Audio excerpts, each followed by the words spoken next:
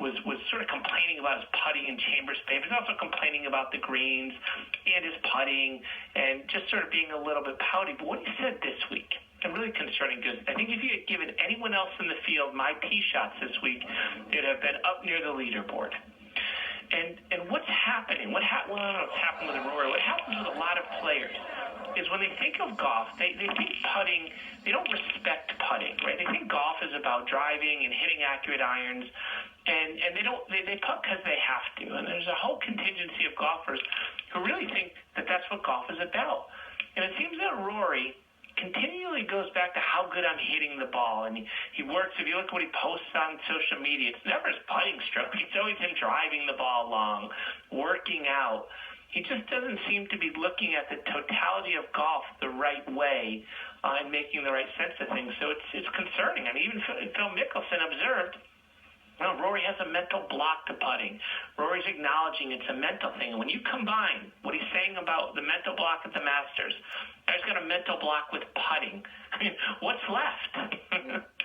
It's interesting. If one of the best players in the world could have a mental block, and obviously the folks at home, maybe they're trying to break 90 or 100 or break 80, how do you get out of a mental block, or how do you get past that mental block? You know, Bob Rotella, who's a sports psychologist, wrote a wonderful book called Putting Out of Your Mind. And it really begins with loving putting and respecting. Understand it's an integral part of the game.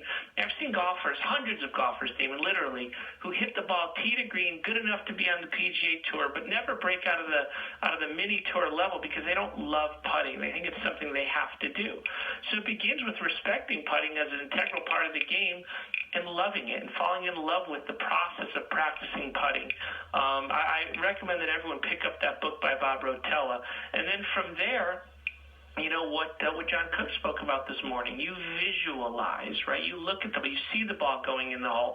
That's what Jimmy Walker talked about in his interview, right? He said, listen, you tell yourself I'm good enough. There's a lot of things that go into being a great putter, but the thing about putting is it is the most mental part of the game. There's no question about it. The full swing is not, it's partially psychology, but mostly technical. Putting is 80%, 90% technical. I've seen great putters with bad putting strokes, you know, for 20 years. So you don't have to have a technically perfect putting stroke, but you do have to have a great psychology.